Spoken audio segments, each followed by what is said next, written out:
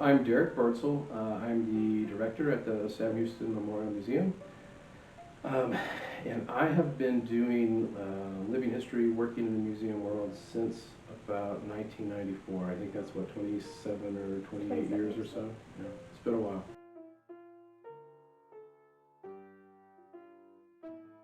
So my original intent when I was going to graduate school was to get my master's in history, get a PhD in history, and then teach college. And as kind of as luck had it, I was working on Spanish borderlands was kind of my area that really appealed to me, that I enjoyed studying. I took a volunteer job at the Castillo de San Marcos in St. Augustine, so the oldest, I believe it's the oldest concrete structure in North America. It's like 1572. It's a magnificent fort. I love it. I grew up in St. Augustine, so it was a great opportunity to volunteer somewhere where my family lived and all that. So I took a volunteer job doing research and basically did like an internship over the summer for grad school. Came back to Sam Houston University, and a guide, which is what they called us back in those days, before fancy words like interpreter. But a guide position opened up at the university, and Dr. Nolan, who was the director at that time, when he looked at my resume, he says, "You worked at the National Park Service?" As a National Park Service alum, that hit a chord with Dr. Nolan, and he hired me on the spot. That's Dr. Nolan's proud. So I started in graduate school, working as a guide. And I had worked there for maybe 3 or 4 months, and the university did a reclassification that they had been working on for several months, if not years. And I went from being a guide to an interpreter, and I got like a $5,000 raise, and like, well, that's pretty nice. I hadn't even done anything yet, and you get this nearly doubled my salary from what it was. But it really hit a chord with me because in grad school, all you do read. And when I worked at the museum, all the stuff I was reading about, I get to touch and play with and use and learn from, because I had a bunch of questions, just like anybody does in grad school. And you get to a site where you are doing living history, and you're in costume, and you're doing whatever it is you're doing. And things started to make sense and started to click. My undergraduate degree is in education, so I get to teach people every day, just not in a classroom.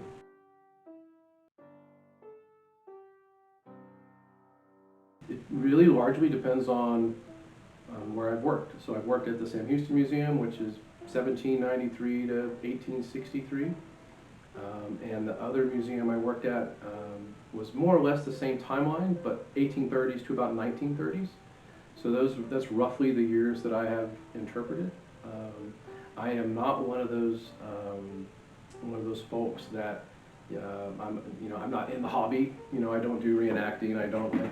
I've never really enjoyed doing that. I reenact every day at work, and for me to go reenact or do a living history event on the weekends, like, well, I kind of need time off sooner or later. And so I never really got into the hobby as some people do, and not that I have any issues with people who like to do it, but for me, it's just a mental break. Wear regular clothes, talk to regular people, use the air conditioning, that kind of stuff,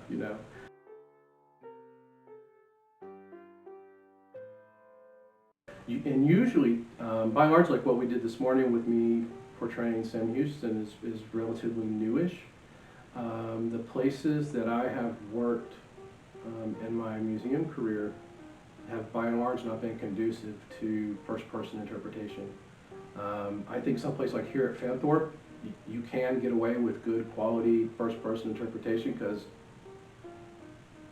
you can't hear anything. The places that I have worked, whether here or up in the Dallas area, there's constant noise, there's constant radios going by, cars.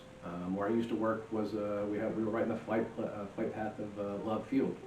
So there's planes constantly flying by. So if I'm going to portray Sam Houston in Dallas and a plane goes by and I'm in character, first person Sam Houston, and somebody goes, "Hey General, what's that?" It becomes very untenable to me. to pull that kind of stuff off.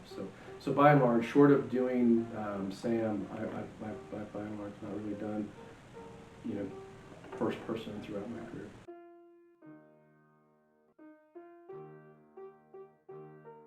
So it's completely selfish, frankly. You know, as a historian, as a Texas historian, as a museum person, for me to be able to step into a room that was built in the 1830s, in the case of here at Fanthorp, and experience what that life must have been like, that helps me to teach people, you know, what it was like, what it potentially could have been like. And it's always been very special for me, like say when I go to a conference, whether it's TLHA or ALFAM, where you have after-hours events at a historic site and all the public's gone, and as historians you have it to yourself, and you have candlelight and period music where someone's playing a fiddle or banjo or whatever. That is as close to time travel as you can come as a person living in the 21st century.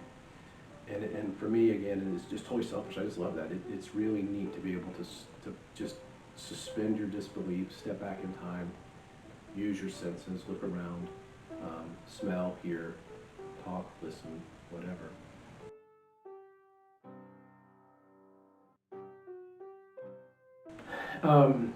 So, you know, almost 3 decades into it, really, probably the first thing that comes to mind is the level of interpretation is substantially higher than what it was.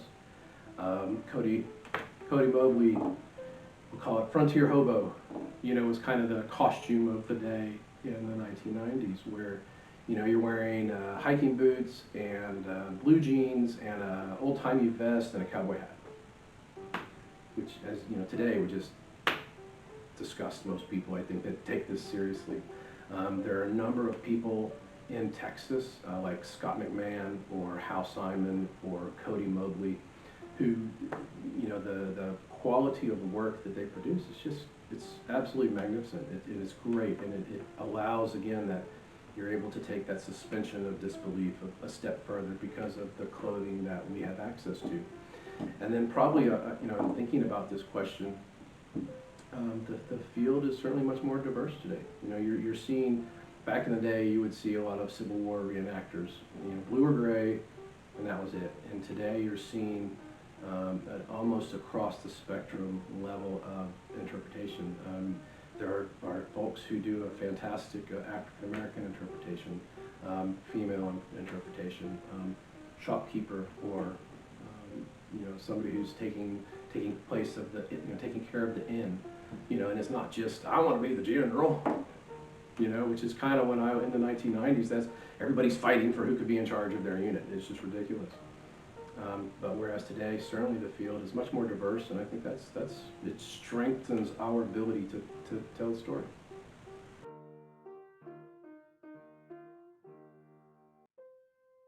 I've gotten a lot older. You know, today I actually could, if I wanted to spend the time and effort and had the time to portray Sam Houston as U.S. Senator, but I am roughly the same age now as Houston was when he was in the Senate, so I pull that off. I'm a little shorter, but we do have the same hairline pretty much, and depending on how far I let my beard go, you know, I could pull off Sam Houston as a U.S. Senator. Whereas in my younger years, it would have to be Sam as a, you know, Indian agent or whatnot. So for me, certainly my standard of what I'm going to wear is definitely improved over time. You know, I want to make sure that what I'm wearing is as close to being accurate as possible. I'm wearing drop fall trousers, which for Houston in the for men in the 1850s is a bit old fashioned. But I have we have a picture of Sam Houston in the U.S. Senate wearing a pair of drop fall trousers like what I'm wearing today. So you know, Sam was kind of an old fuddy-duddy. You know, he's kind of set in the ways of what he wanted to wear. So anyway, so it's largely just been a factor of age, and then trying to nail the impression better and be as accurate as possible.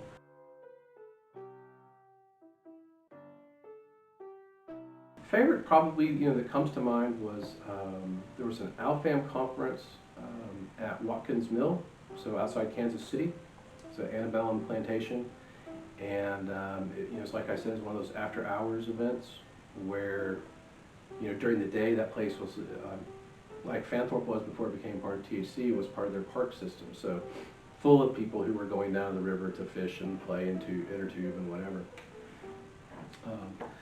But after closing hours and everybody left, all the history folks had, that mill to ourselves, and they fed us a period meal. Somebody broke out a fiddle and started playing in the background, and it was just absolutely, firefly. I mean, it was you couldn't have scripted a better evening, or dusk or whatnot. And it was just magic.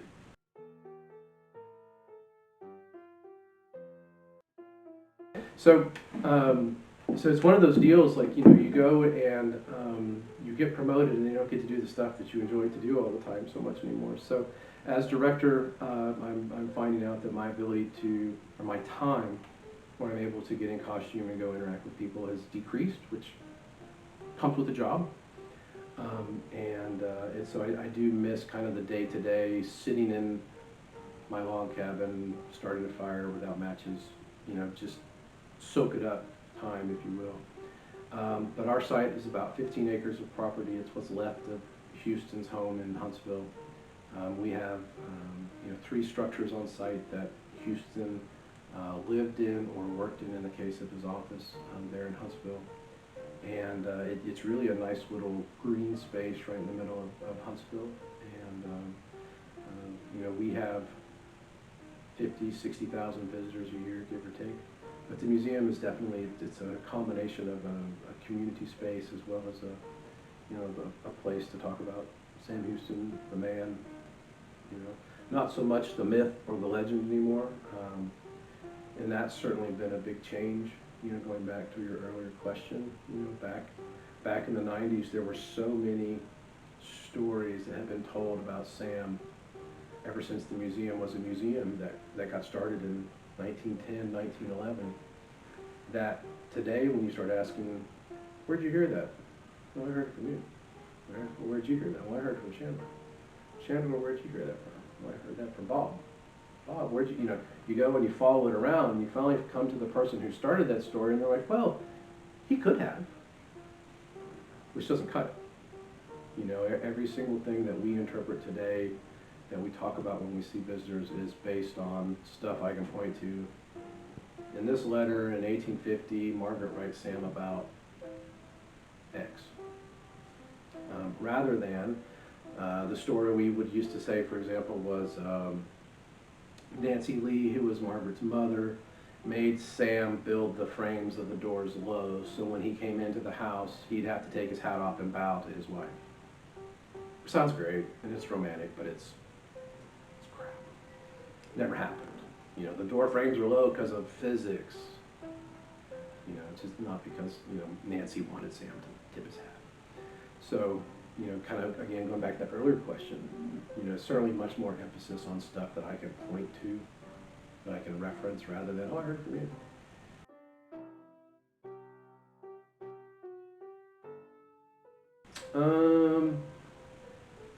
So I would certainly say that the hardest thing to do as a living history person, or as a historian in general, is put your bias aside. I don't care who you like or who you don't like, or what you believe or don't believe, personally, politically, socially, I don't care. I mean, I do, but not as a historian. It's not your job. Your job is to, as much as you can, put your bias aside and learn from, as best we can, from history. And that's hard. I mean, that is a really, really, really hard thing to do. I personally, I like Sam Houston. I enjoy reading about him and learning about him and reading his speeches and hearing the jokes he would say and that kind of thing. But that doesn't mean that you don't talk about things that Houston did that we find not so appealing in 2021. If you looked at the way we used to talk about Sam, general, governor, president of Texas, all the great things Houston did as an individual, that's all people used to talk about. Well, you've got to turn the page, and he owned slaves, was a drunk. Certainly by 2021 standards, we'd say he's a womanizer. He liked to gamble. He fought a duel. You know, he was not afraid of physical confrontation. You know, all of these things in 2021 standards is not, you know, people are, it's not so cool. But you got to talk about both. And the only way you can do that is if you set your bias aside and be as objective as you possibly can when you're talking to people about it.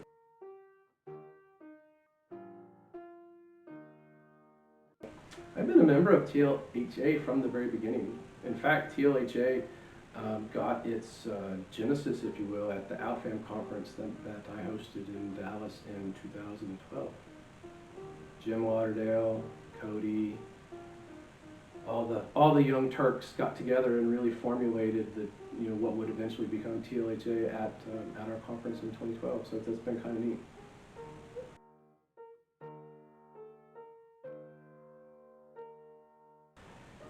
Well, the experiences that you're able to have, you know, whether here or, was the last actual TLHA meeting in Castroville? Yes, right? 2 years ago.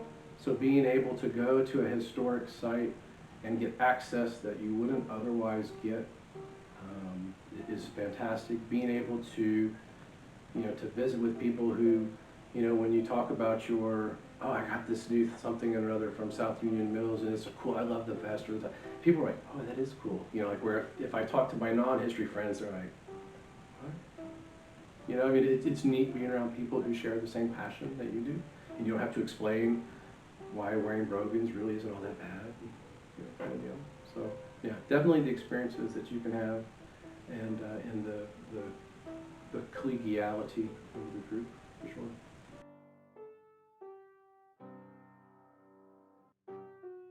Come visit you. Sure. So the museum is pretty much open 365 days a year.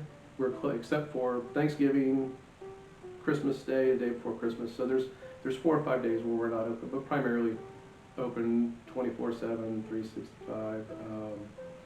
And you know, we're really trying to shift shift the paradigm. I hate saying that but anyway, we're trying to shift the way we do business to where our interpreters 5 years ago, 10 years ago, 20 years ago existed solely for the reason of school tours. And if there's no school tour, the interpreters weren't out on the grounds. And I think that's not a good way to do business anymore. And that our interpreters, if we don't have a school tour going on, interpreters are going to be outside interacting with people. So just about every day we'll have staff on site, on the grounds, cooking, cleaning, working in the garden, pioneer skills, if you want to use that term, black powder demonstrations. But you know, pretty much every day something is going on out on the grounds. We have a pretty active Facebook page and Instagram page, so if anybody wants to see what's coming up or what's going on, hit us on the Book of Face or on the gram, whatever. Anything else you want to share? No, thanks for having me.